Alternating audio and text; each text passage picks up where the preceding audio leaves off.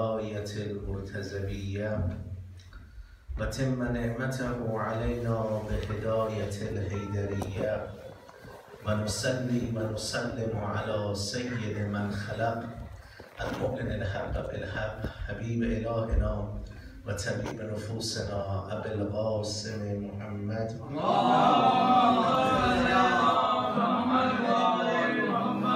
صلى الله عليه وعلى أهل بيته الطيبين الطاهرين المعصومين الهداة المهديين ولعنة الله على أعدائهم أجمعين من يوم إضافته إلى يوم الدين. اللهم كن لوليك الحجة بن الحسن صلواتك عليه وعلى آبائه في هذه الساعة وفي كل ساعة وليا وحافظا وقائدا وناصرا ودليلا وعينا حتى تسكنه أرضك طوعا وتمتعه فيها طويلا. Brothers and sisters in Iman, Assalamu alaikum. When we started and I was here for the first 3 nights, the lectures focused on the topic of Ibadat. And in particular, we mentioned that Allah subhanahu wa ta'ala likes His abd to do things in quiet, in secret, done on their own when they do the Ibadat of Allah. But then we mentioned on the opposite side to certain acts of Ibadat, the Sha'air of Allah, which are one of the biggest signs of Allah subhanahu wa ta'ala. Allah likes them to be done in public and done with the loudest voice so that everyone can see. And we got to this conclusion that the biggest Sha'air of Allah is the Azadari of Imam Hussein. And this has to be done every year in greater publicity, in the greatest views of the people to see and the world to see the Azadari of Imam Hussein. And you will see this, that every year the miracle of Arba'in grows and grows. I mean, even if you just go back 5 years ago, the Arba'in walk was not very big. You didn't even get maybe 1 million people at Karbala. But today you will see how many million are getting there. And this would only increase as time goes on. Because this is a miracle of Allah subhanahu wa ta'ala, and this is a prophecy of Hazrat Zainab alayhi salam on the 11th of Muharram. So this is the Sha'air of Allah, and this is what gives you the taqwa of the heart. Allah says in the Quran that whoever holds sacred and keeps it grand. See, Allah's words in the Quran are chosen with exact precision. And this is why when we want to do tafsir of Quran and look at the eyes of Quran, we have to look at the words that Allah has used on several occasions. So when Allah uses a word like azim, something is great, we have to put them together and see, what does this azim mean? Why has He chosen this word? For instance, you will see with the story of Ibrahim, and when he wanted to sacrifice his son, Allah says that He placed the sheep instead. He said, وَفَدَيْنَاهُ بِذِبْءٍ عَظِيمٍ. We change this sacrifice, and instead we will sacrifice something that is great. That's number one, azamat, azim. Then you see when Allah talks about Rasulullah, and He says, مِنَ الْخُلُقِ الْعَظِيمِ. Again, grand. So then when Allah says, وَمَنْ يُعَزِّمْ شَعَائِرَ اللَّهِ. So therefore this Sha'air of Allah has to also be azim. So when we put these 3 ayahs together, we will come to this conclusion that when Allah talks about azim and azamat, He's talking about Hussein ibn Ali. Because you will see that the Sha'air of Hussein gives you the taqwa, piety of the heart. The khuluq al-azim of Rasulullah, that Rasulullah has got the greatest mannerisms and personality, is azim. What does Rasulullah say? Husaynun minni wa ana min al-Husayn. Yeah. So there's the azim. وَفَدَيْنَاهُ بِذِبْحٍ عَظِيمٍ. So therefore this great sacrifice was a sacrifice at Karbala. So the Sha'airs of Allah have to be. We then mention that Allah is not a Lord of punishment, i.e. he doesn't seek out to punish people without a good reason. The reason has to be there for punishment. A few people have had issue with this, and they say to me, this doesn't add up, because if there is no punishment, then why does Allah so much talk about the punishments in the Quran? Or like Amir al-Mu'mineen talks about the balaya of the akhirah being very strong, and so on and so forth. But first of all, you will see with any type of punishment, for instance, you will see if you don't pay your TV license, they say you can go to jail. But how many people actually go to jail for not paying their TV license?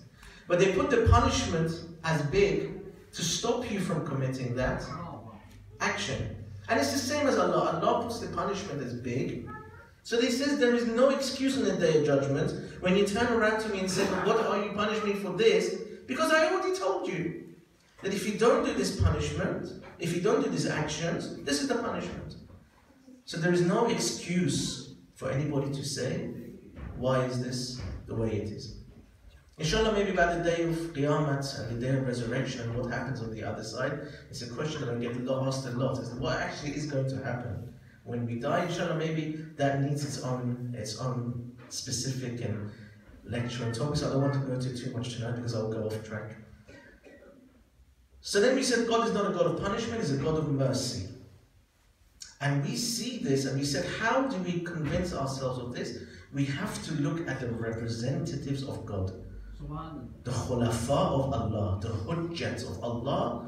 We have to look to them to see, are they a mirror of the image of Allah? You see, because in Christianity, they say in the Bible that when God created Adam, He said, I created him in my image. Now, in Islam, we don't accept this because Adam is not an image of Allah. But what the saying behind it is, or if you look at the meanings behind that, it's actually very true. That for someone to represent Allah has to have some qualities of Allah. This is why when we look at the proclaimed Khalifs, the ones who have taken this Khilafah by force, what qualities did they have that represents Allah subhanahu wa ta'ala? You see, and this is what you've got to see. It's very simple. We don't have to sit there and argue with these people and say, look, we have to bring this hadith, bring that hadith, bring that hadith. Just very simply. I mean, in the Arba'in Julus here in London, there was a group of these Shias went to Speaker's Corner. And as you know, Speaker's Corner is a very famous area. It's a hotbed of Wahhabiyat and Salafis. They get there they have nothing better to do, so after they go to Edgware Road and have their shishas, they go to Speaker's Corner and they spend their Sundays like that. So anyway, one of the boys, he came over and he saw me. I was walking in the Julus. He said, please, can you come? And I said, well, because there's a group of Shias that got in there and they get into a very heated debate with these Salafis and they don't know what to do. And so can you come and help out? So I said, okay. And we went there, and God knows, I don't like talking to these people. Because talking to a wall is pointless. You know, it's pointless. And many people do this, like the Jews, they go stand in front of a wall, and it's pointless. But anyway, so I went there, and anyway, I listened to these people, and they were arguing, and every 2 words he said, kafir, kafir, kafir. And I kept saying, Alhamdulillah, Alhamdulillah, Alhamdulillah. If I'm a kafir for the wilayat of Ali, then this is the best kufr. Agar ishq in Farsi, there's a poem that says, Agar ishq in ast, man kafir inshallah. If the wilayat of Ali is kufr, then Alhamdulillah that I'm a kafir. This was my response. But he couldn't argue, and he kept saying, and he kept bringing this, and he kept saying about the wives of Rasulullah. Then I said to him, look, what is your issue with us Shias? He said, you do la'an and you curse Aisha. La'natullah. So I said, did Allah not curse the wife of the Prophet in the Quran? Then he said it. Then I said, doesn't Allah say about the wives of the Prophet to stay in your homes and not leave your homes? Yes. So I said, why did Aisha bring the war of Jamal against Ali ibn Abi Talib? Was not Ali ibn Abi Talib the 4th Khalif of Allah? And he said, yes. So I said, why did Aisha fight someone who is a righteous Khalif? Because they have this belief that whoever is the leaders of the Muslims. You cannot raise against them. You can't even question them. So I said, if that is the case, why did Aisha do this? He didn't have an answer, so he said this was the fitna of shaitan. He said this was shaitan's doing. And you know, these things happen. Shaitan comes and he makes fitna like he did for Hazrat Adam. So I said, okay, this is one fitna of shaitan. What about Muawiyah? Was he the 5th Caliph or not? And he goes, yes. So I said, why did he fight Ali ibn Abi Talib at Siffin? Either Ali was right or Muawiyah was right. They both can't be right, because otherwise they both can't be representing. Yes? I said, when Goliath fought David in the Quran, both of them claimed to be righteous, but they both couldn't be right. So they don't have an answer for these things. They don't have an answer for our... So all we say to them is, look, who is the closest to Allah? We will follow that person. So when I say we should look towards the Prophet of Allah and look at the Imams and their actions, you will see our Rasulullah is known as Imam al-Rahmah or Nabi al-Rahmah. Mercy.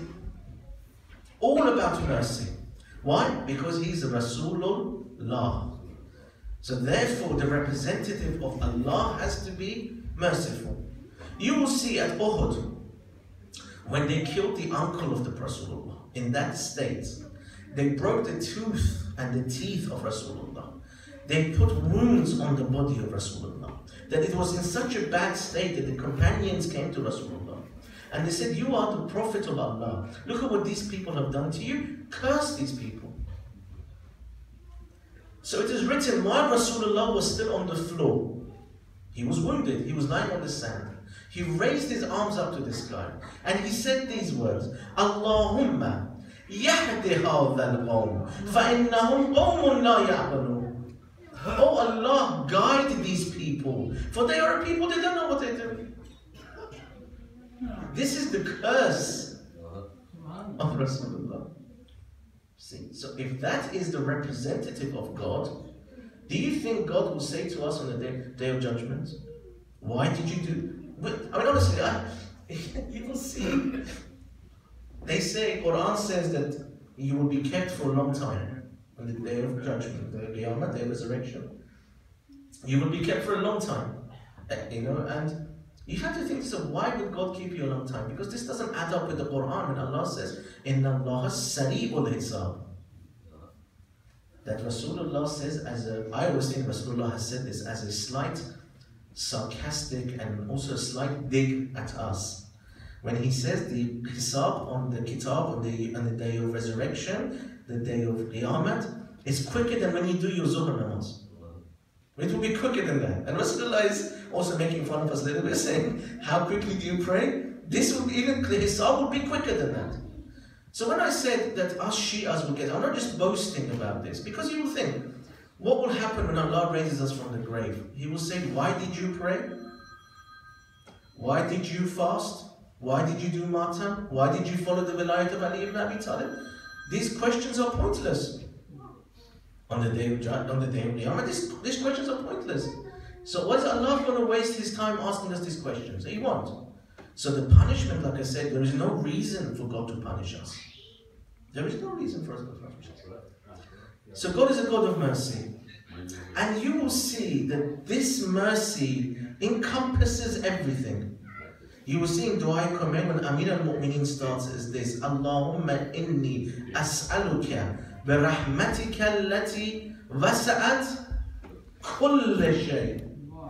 Everything. Not your rahmah, your mercy is only for the Muslimin. Your rahmah, your mercy is only for the good people. No, wasa'at kull shay. Then we look at the title of Abu Abdullah al-Husayn that Rasulullah gave him, Rahmatullah al-Wasi'ah. Or Imam al-Zaman's title, Rahmatullah al-Wasi'ah. The mercy that encompasses everything. You will look at Imam al-Sajjad when he has that famous dua that we all recite in the month of Ramadan after Isha praise. Allahumma aghfir kull. The word kull, he keeps saying kull faqir, kull. Why? Everybody. We don't differentiate. Muslim, Jew, Christian, Hindu, Sikh, anybody. Everybody. Yet you look at the mother of Sadat, Sayyidatun Nisa'il Alameen, min al-awwalin wal-akhirin. When last week, when they killed her father, and Rasulullah was killed, 100% certainty, don't ever doubt this. To doubt this is kufr. They killed Rasulullah. 2 days later, they attacked the house of Fatima. Just 2 days later. It was on a Monday. They attacked the house of Fatima. Everything they did to her, everything they did to her, that Amir al-Mu'mineen's sorrows started from that day. The person that could fight numerous wars, a warrior, the person who lifted the door of Khaybar, but he couldn't cope with what happened to Zahra. Now, if that wasn't enough, she was crying for her father. And Ahl Sunnah have written this, that she would cry in the morning and night for Rasulullah. Then they say to us, crying is haram. So much so, the neighbors started to complain. Now look, my brothers and sisters, when I say to you, believe in what our Imams did and follow their ways. One of the greatest teachings of Islam is about the neighbors. Amir al-Mu'mineen said that Rasulullah used to talk about the neighbors so much that we thought it was wajib to be good to them. Alaykum as-salam wa rahmatullah. Salawat ala Muhammad.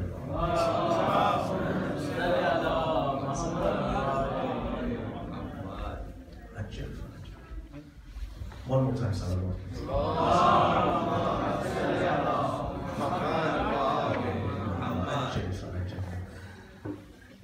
So you look, Amir al-Mu'mineen said that Rasulullah used to always say to us about the neighbors.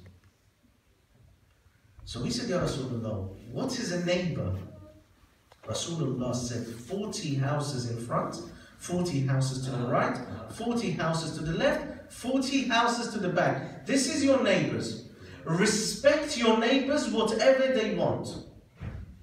Which is why they say when you have these majalises, don't put the speakers on too loudly because there could be someone there and so on and so forth. We have to respect our neighbors. And it doesn't, Rasulullah did not differentiate Muslim neighbor or non-Muslim neighbor. Any neighbor.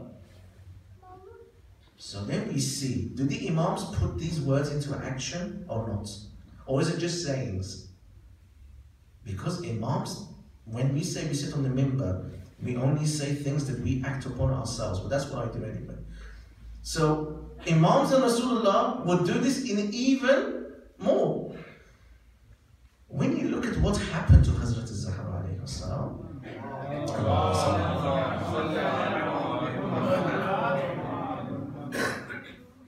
she was crying. So the neighbors made a complaint. They said to Amir al-Mu'mineen, why is she crying so much?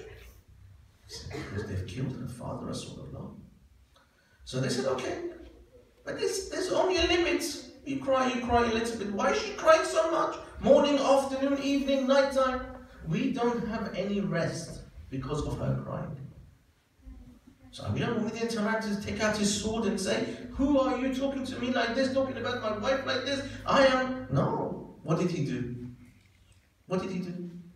He went outside of Medina and he built a little hut for Hazrat Zahra called Baytul Ansar.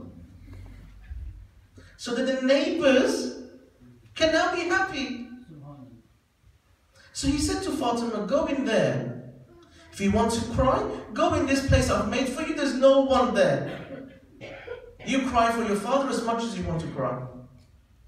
Now this same Fatima, Hazrat Fizza says this about her.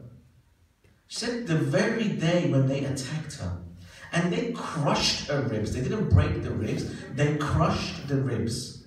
Which is why they say when Imam Hussein was lying on the swords of Karbala while he was alive, and those 300 horsemen came with their horses and went over his chest, he was shouting out, Ya Ummah, Ya Zahra.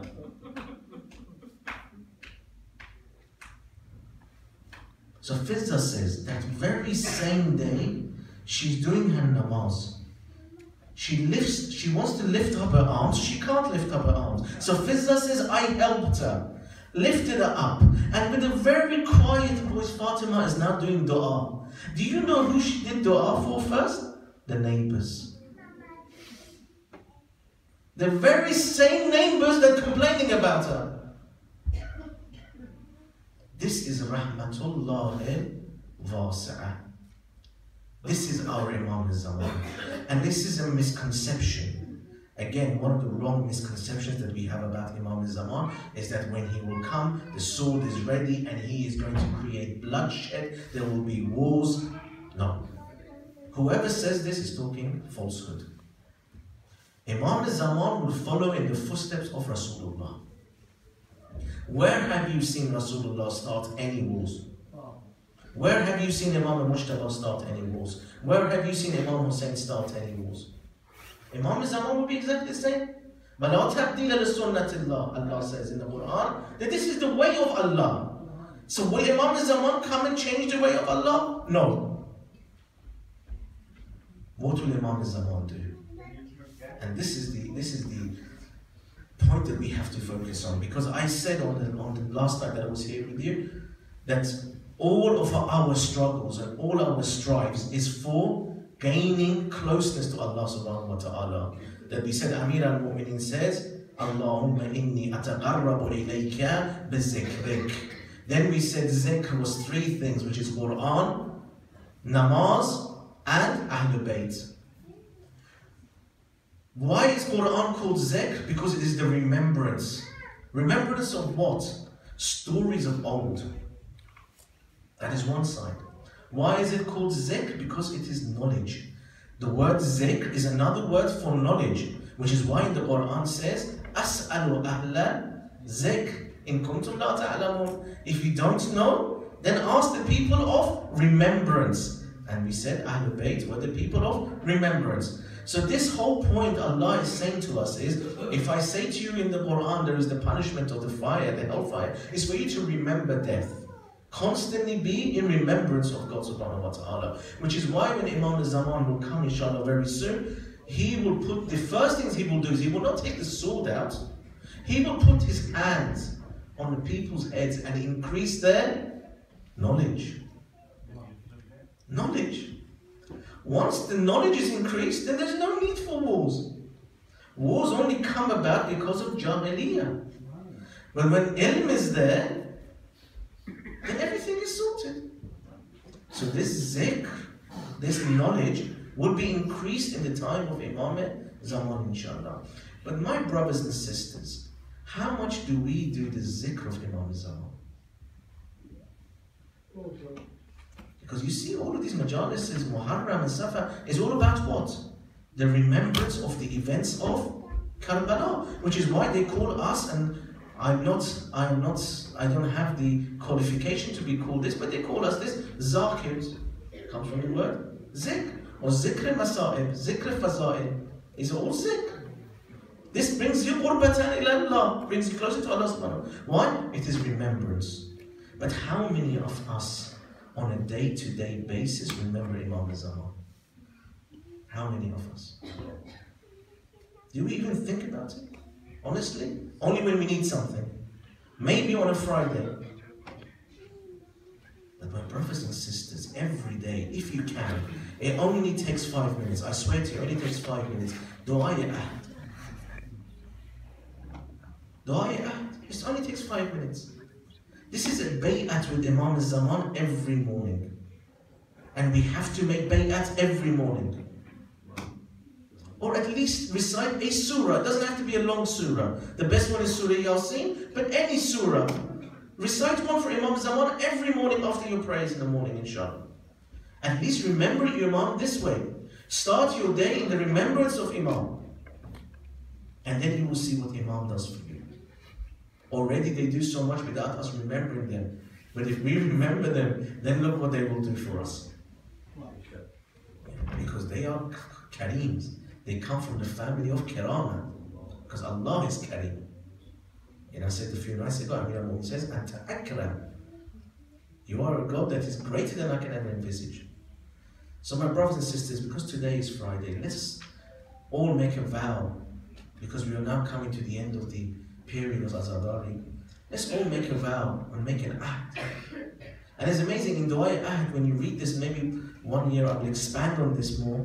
But you look in Dua Ahd, what do you recite? Allahumma inni ujaddidu lahu fi sabiyati yawmi hadha. We say, oh Allah, this is why I say to read every morning, because the dua is this. That, oh Allah, we are renewing our allegiance every morning. Yes? Sabiyati yawmi hadha ahadan wa aqdan wa bay'atan. Three things. So not only an act, so not only an oath, but an act. What is act? Where do you normally recite act? Contract of marriage. So what are we marrying? Are we marrying Imam Zaman? No. We are marrying our soul to the soul of Imam Zaman. See? Because that is the khutbah act, isn't it? Zawajtuka nafsi. Not the body, but the soul. Wabay'atan. Our allegiance. Every morning, if you do this, then you will be part of the companions of Imam Zaman, inshallah. When Hazrat Zainab alayhi salam,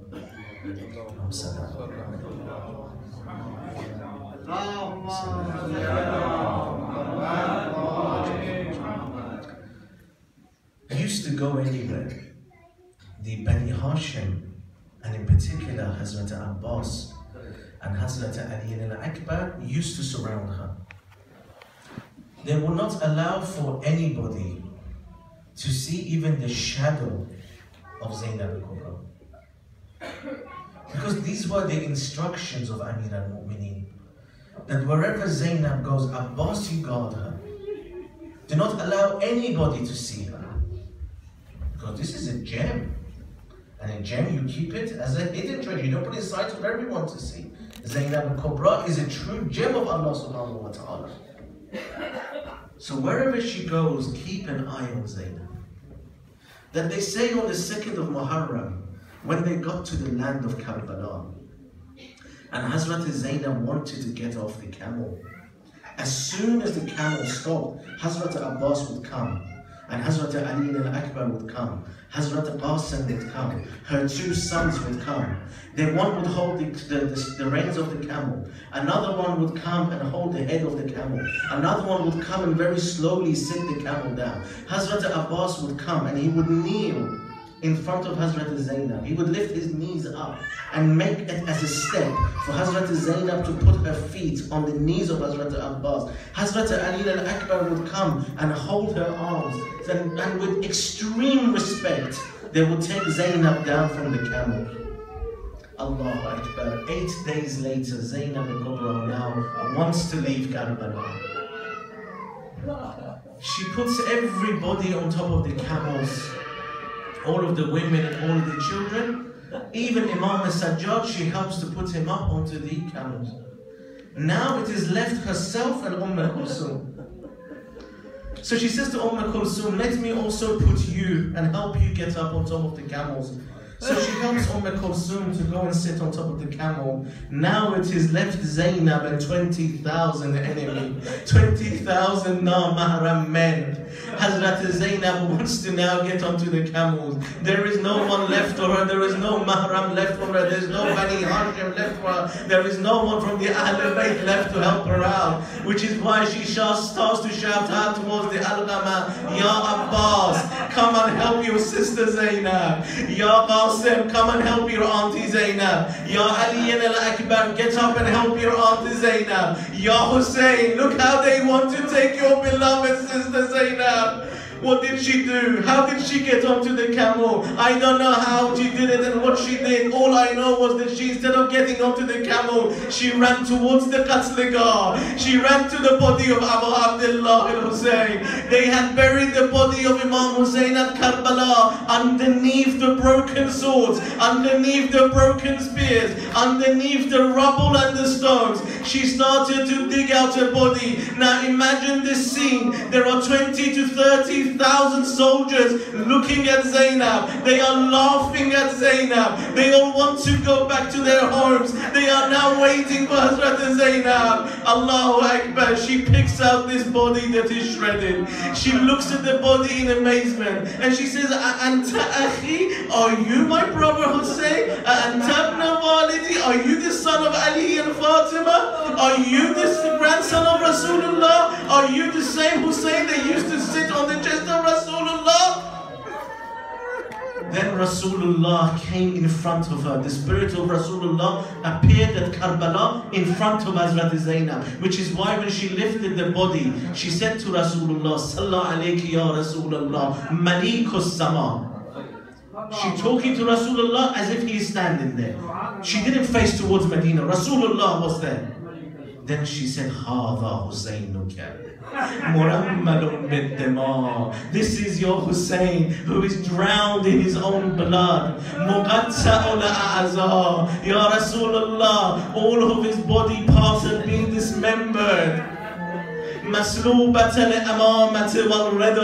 has not got his turban and he hasn't got any clothes left.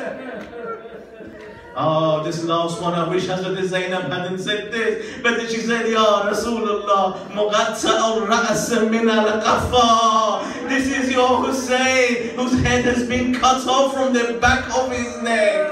Allahu Akbar. While she was doing this and talking to Rasulullah, the 13-year-old daughter of Imam Hussein, Hazrat Sakina, ran down from the camels. She came towards her Auntie Zainab. Oh, Auntie Zainab, come on, we have to go. These soldiers are getting very upset. They're getting very tired of us delaying them. Then she said, oh, Auntie Zainab, whose body is this that you are crying over? Hada na'ashu man. He said, oh, she said, oh, Sakina, hada na'ashu abik. This is the body of your father Hussein. Allahu Akbar. Hazrat Sakina then says this to Imam Hussein, because Hazrat Zainab said to Rasulullah that you did not recognize the body of Hussein because I did not recognize the body of Hussein. This is why she said to him, Hada Hussein, this is Hussein. Then Hazrat Sakina talks to her father. She says, oh father, because we didn't recognize your body, also you may not recognize my Auntie Zainab. This is why she said, Ya Abata, unzur ila ammati al-mazluma. Oh father, this is my Auntie Zainab. Look at what the enemy are doing to her. Ala la'natullahi ala al-zalimin. Fasaya'lamu alladhina dhalamu ayya munqalabin yanqalabun. Ya Rabb al-Hussein, بحق الحسين اشف صدر الحسين بظهور الحجة. يا رب الحجة بحق الحجة اشف صدر الحجة بظهور الحجة. يا رب المؤمنين بحق أمير المؤمنين اشف صدور المؤمنين بظهور الحجة. السلام علينا وعلى عباد الله الصالحين. السلام عليكم ورحمة الله وبركاته.